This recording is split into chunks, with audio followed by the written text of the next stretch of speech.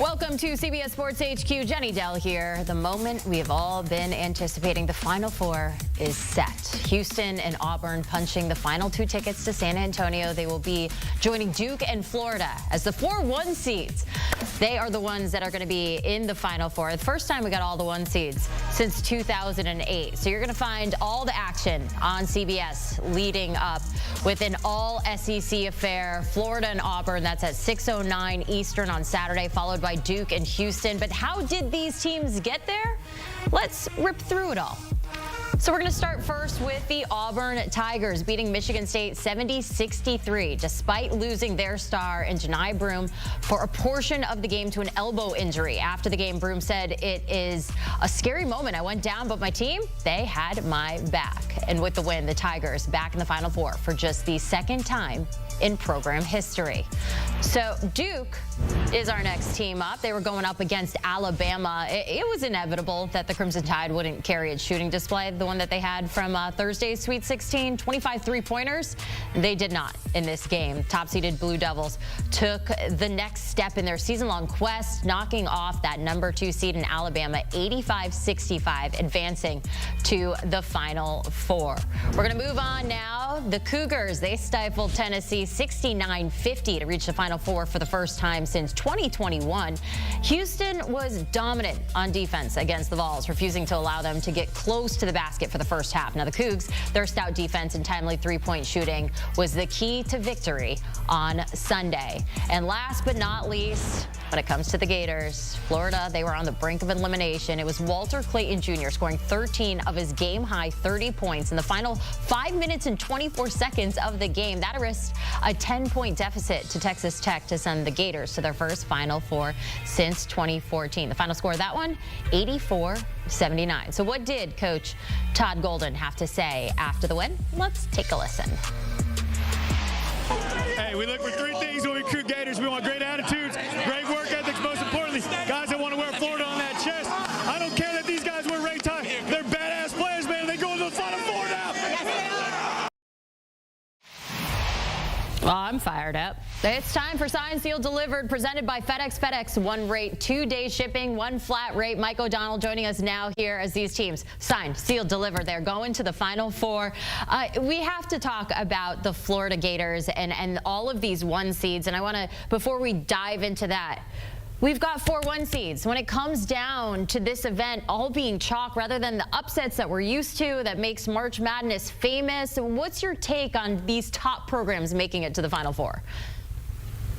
Right, the initial inclination is, wow, chalky. You know, you lose to your friend who doesn't know anything about college basketball, picking their bracket, and they pick all 4 number 1 seeds, right?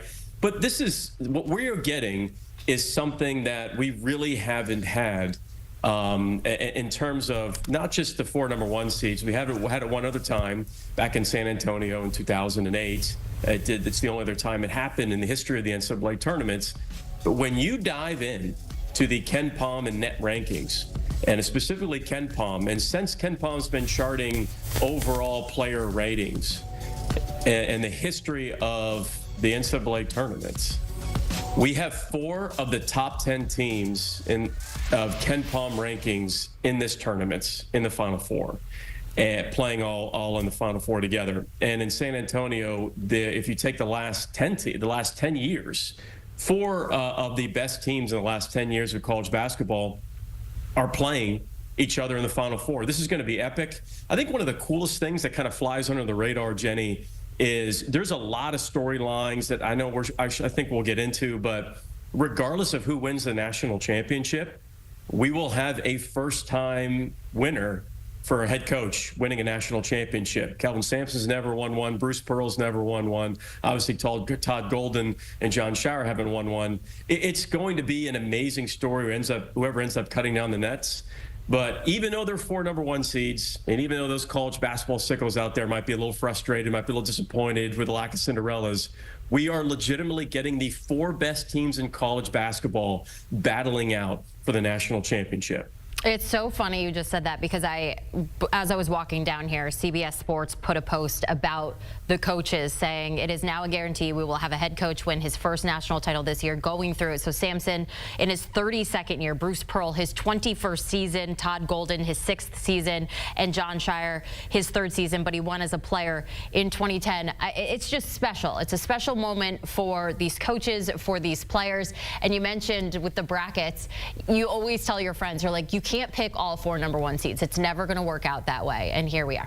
But that's just the way the cookie crumbles. Okay, so I want us to go through kind of the path that took these teams to get here, and how these teams can continue on that path to a national title and inevitably win it all. So what does that look like for a team hoping to capture their first title since 2007, the Florida Gators? What do they need to do?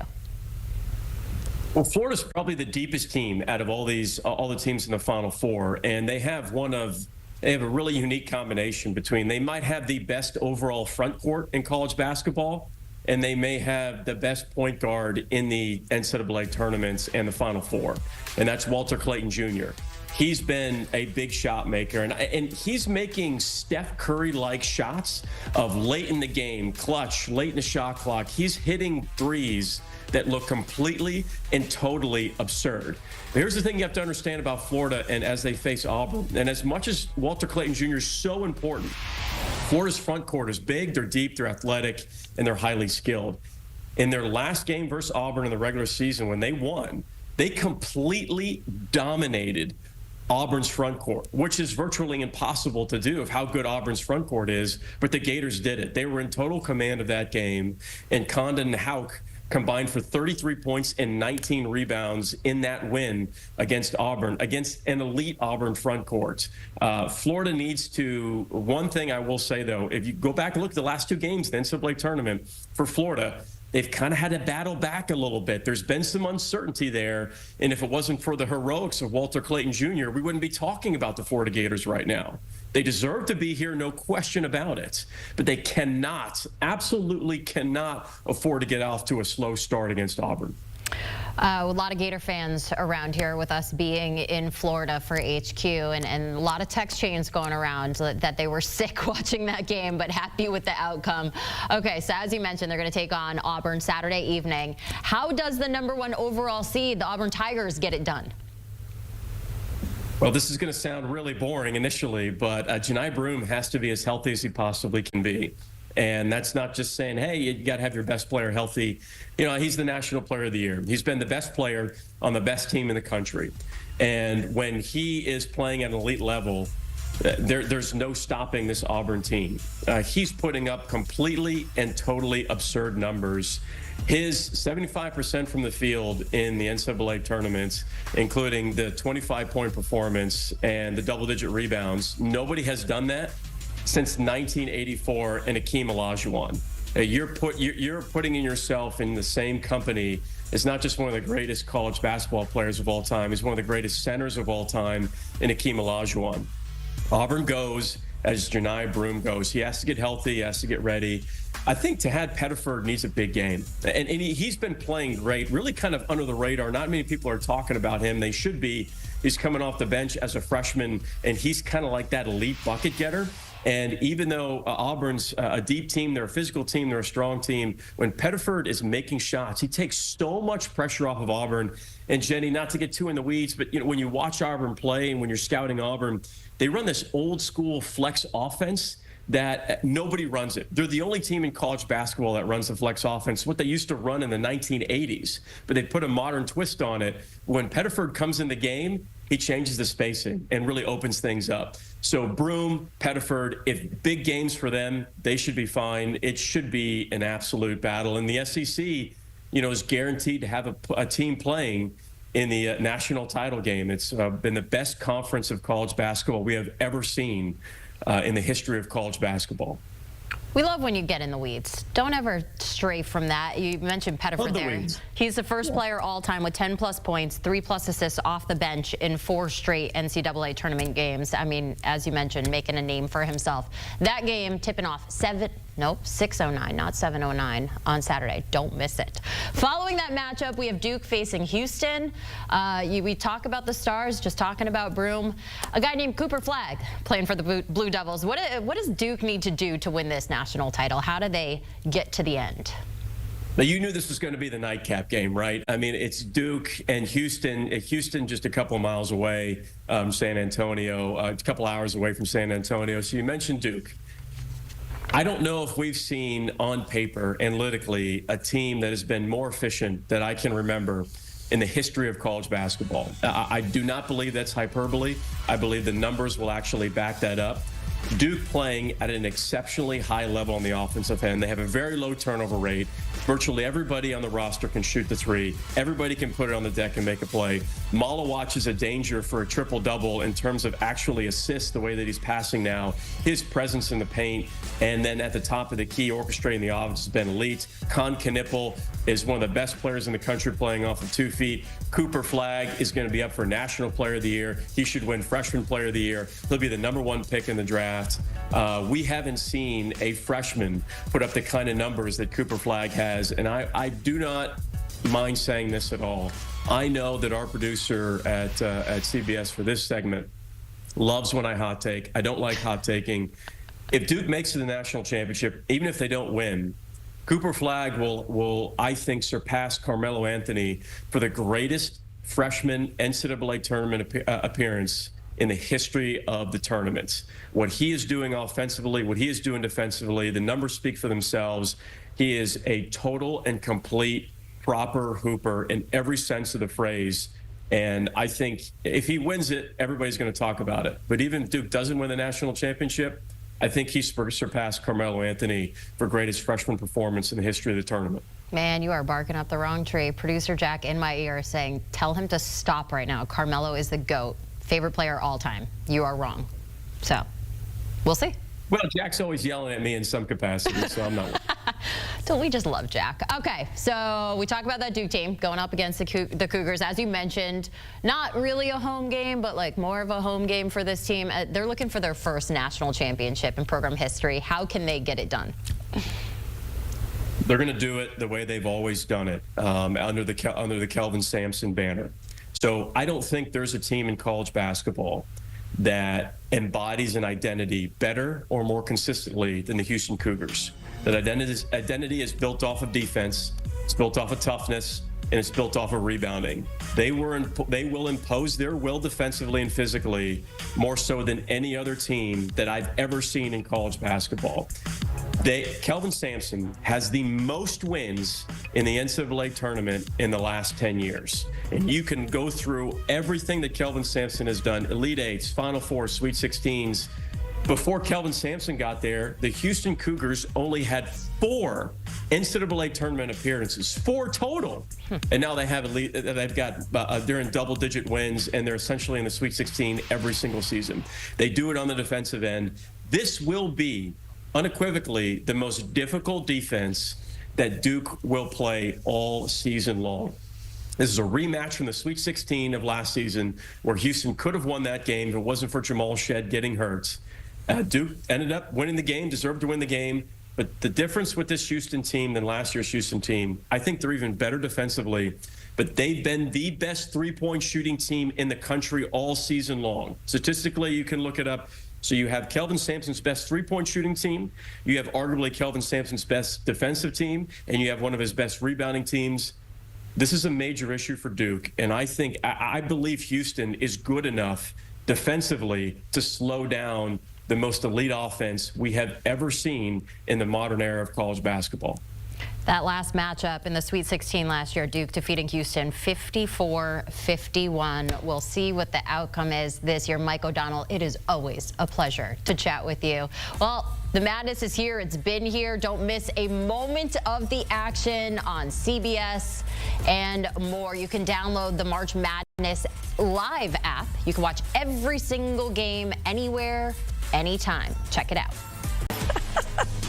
All right, over over to college hoops. A new championship head coach is going to be crowned. So one of these men will win their first national title. Is it going to be Kelvin Sampson, who has been doing this for 32 years as a head coach? Bruce Pearl, who's in his 21st season? Todd Golden, who also has no titles, has been at Florida since 2022, or John Shire in his first year at Duke.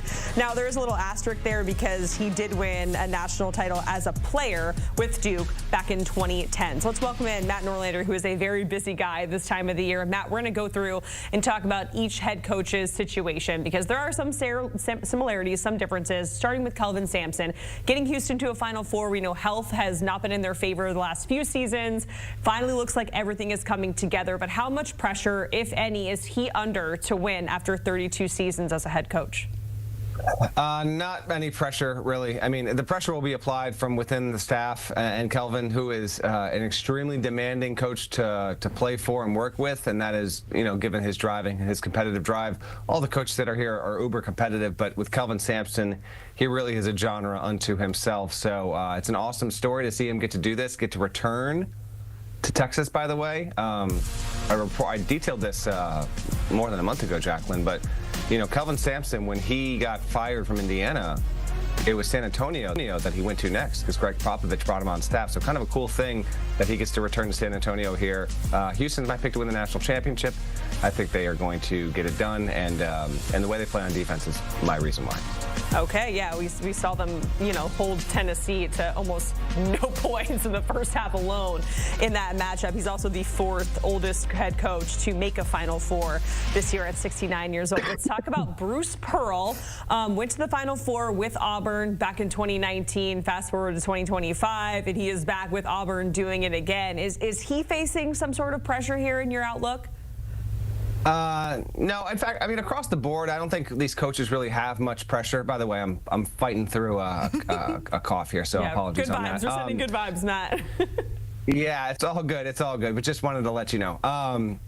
Because these coaches have gotten to this point where they're in the Final Four stage and now they have nothing but one seeds around, there's not really a lot of pressure on these coaches anymore. They got through the region. This is the best Final Four, I think, maybe ever collectively. So no coach is going to face severe fallout or criticism if they don't win the national championship. There's only one coach that I think might get a little bit of slight grief if that happens, and we'll get to that when we talk about that coach. But no, Pearl getting Auburn to a second Final Four, I mean, this is the stuff that will lead to, if not a statue of him being built, like them naming the floor at the arena after Auburn eventually and all of this. So to get that team back better than what it was in the final 2 weeks of the season, it's pretty significant. And yeah, the Tigers, they've looked mighty impressive. Janai Broome getting back into form as well. It's been awesome to see the Tigers get this. And remember, for the first 2 months of the season, Auburn was convincingly the best team in the sport. It's not that anymore, but it's obviously clearly been one of the four best. And what Pearl's been able to do to get the team back on the right track has been impressive to see. Yeah, that squad dropping 3 of the final 4 games of the regular season going into the tournament. And again, to your point, they have been phenomenal getting to a Final Four. Now we're going to talk about 2 of the younger coaches here. We're talking about Todd Golden and the Florida Gators first. Gets Florida back to a Final Four in over a decade for the first time. And I've seen some comparisons with Todd Golden and Billy Donovan. I don't know if that's just some excitement from Gator Nation. They want to draw those comparisons. But what would it take for him to reach that level? Is it one where we start thinking about that, or does it have to go well beyond that, Matt? No, it's going to have to go. To get Billy Donovan's level, he's going to have to win a couple of them. Let's take it easy. But if you want to talk pressure, Todd Golden under immense amount of pressure because of one person in particular. And it's you. It's you, okay? I'm talking about you, Jacqueline. That is why Todd Golden is facing ridiculous. Pressure? What are you talking about? Matt, you just know that I'm very passionate about my team. It has been a minute since we have been under the bright lights. So, whatever. I'm riding the wave. I'm not putting any pressure on Todd. You know what? I have all the faith in the world in Walter Clayton and Elijah Martin and Will Richard and Chinyelu, and I'm just going to stop talking and let you take it from here. No, actually, I'm going to send it right back to you because I think our audience deserves to know. When this game tips off on Saturday, like, where are you going to be? How are you going to be watching this? Oh, like, what is your situation? It's funny that you ask, Matthew Norlander, because I was very scared to book anything ahead of time. In fact, I was texting our bosses like, hey, I'm going to try to request off, but then I didn't officially put it on the schedule in fear of jinxing the team. As of yesterday, I have officially decided I will be in San Antonio. I have my flights booked, my hotel, my rental car, all of the things. So yeah, I will be right there in the arena watching the Gators. Well, I look forward to seeing you in person for a second straight Final Four. That's awesome stuff. That's really, really cool. I obviously I tease and jest here. Real quick on Golden before we move along to the Duke Blue Devils here. What he's done has been obviously ultra remarkable. Having Clayton, who's been a top 3 player in the country this season, has been huge. And for Florida to get here the way it did, I'm always intrigued by the team that winds up eventually winning the national championship. Typically speaking, that team that does that usually has at least one game where you look back. Sometimes it's the actual night of the title game. Sometimes it's the first or second game of the tournament where you look back and say, you know, that could have been the moment they got taken out and it didn't happen. And obviously that moment for Florida is what happened in the Elite Eight when Texas Tech really had little business giving the game away that it did. But what Texas Tech did to Arkansas, Florida did to Texas Tech. Looking forward to seeing the Gators represented in San Antonio this weekend. Oh, yeah. And you know what, Matt? I thought I was going to pass out, puke, all of the things in those final 3 minutes, but it makes it worth it, right? All right, let's talk about Duke because what Jon Scheyer has been able to do is remarkable. We mentioned he has won a title. He has been there before back in 2010, but as a player, what would this do for his coaching legacy if he can lead this team to a national title? Right. So we use the word legacy. He's 37 years old in year 3 at Duke, and yet if he were actually to win a national championship, it would establish an initial, couple of chapters here in his career that would be setting up for potentially. I mean, I use the word potentially in bold, italics, underlined. Who knows what the next 2, 4, 6, 8, 10 years of Jon Scheyer's career will look like? Okay. But if you were to win a title at this age, becoming, among the youngest ever to do so, man, that would be huge. Now, if Duke does not win the title, he's the only coach of the 4 that would get, I'm not saying this is intelligent or it's rational or practical or pragmatic, but because Duke is the most talented team and because it is Duke and Duke is the most polarizing and popular brand in all of college basketball, there will be some that say, okay, you got through to the Final Four, and if they were to lose to Houston, but you didn't beat, a really, really good team in Houston, you were in a down ACC. To me, it doesn't matter whatsoever. All these teams can win the national championship, and the team that actually does it will have earned it because they're going to have to beat 2 1 seeds, two of the four best teams in the country. So intrigued to see it. I got a story up on Jon Scheyer right now at CBSSports.com. I encourage you to go read it. Yeah, strength of schedule was a topic of conversation, but Duke has looked like a 1 seed for sure in the tournament so far. Matt Norlander, we certainly appreciate it. And of course, the conversation continues over on the Eye on College Basketball podcast with Matt Norlander and Gary Parrish. You can download, follow, and listen wherever you find your pods, or you can scan that QR code on the screen. And then there were 4. Seats in San Antonio filled, and it's all chalk for just the second time in tourney history. Florida, Duke, Houston, and Auburn surviving the madness of March and now ready for April. But who will go from the one line to one shining moment?